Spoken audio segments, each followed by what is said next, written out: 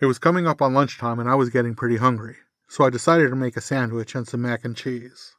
The sandwich was your basic ham and cheese on wheat, nothing too fancy. Some lettuce, a bit of tomato. I like spicy mustard, so I added some of that. I was shooting for basic mac and cheese, too. I had run out of the blue box kind, but the last time I went shopping I noticed that they had a new red box kind, so I had grabbed one of them. I'm not sure how it was different, but really, how different could it be? I just wanted a quick side, so I stuck to the instructions on the box pretty closely. There were just 3 steps. 1. You boil the water and stir in the macaroni. 2. Drain the macaroni. And 3. You add some butter and the cheese. The first step was no problem. Boil, dump, and wait. Easy. The instructions for the second step kinda irritated me.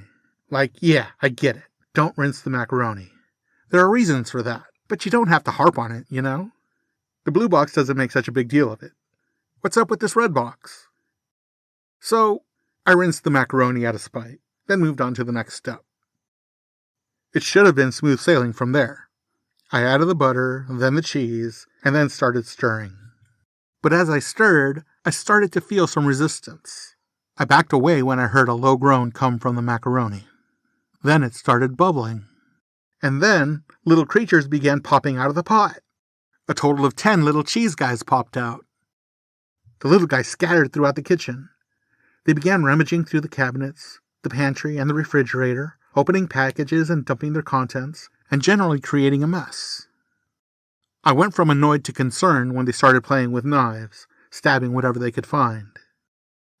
My concern turned into anger when one moved to the sink and turned on the faucet. I cried, "Don't waste water! We live in the desert!" I turned off the faucet, but the little guy turned it on again.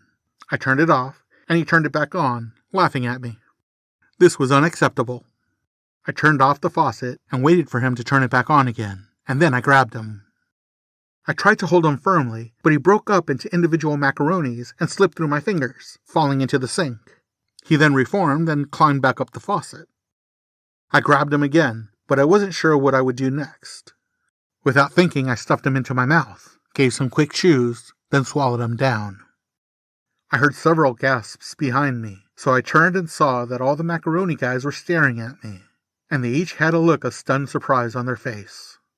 Then their expression turned into rage, and they all jumped onto the center island.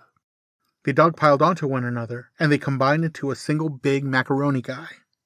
He grabbed the knife that had been lying next to him, and growled at me, and began moving in my direction. I gotta admit, I was nervous. This guy looked like he meant business. But then I remembered, I had rinsed the macaroni. The reason you're not supposed to do that is because it washes away the starch that the cheese uses to bind to the macaroni. Rinsing it makes it harder for the cheese to stick. So I turned the faucet on and sprayed the macaroni guy, which washed the cheese away. With nothing to hold the macaronis together, the little guy fell apart and died. I stood over the clean macaronis, crying, "Why did you make me waste water? We live in the desert." I made another sandwich and decided to forego a side. As I ate, I reflected on the lesson learned that day. When they tell you not to rinse the macaronis, they damn well mean it.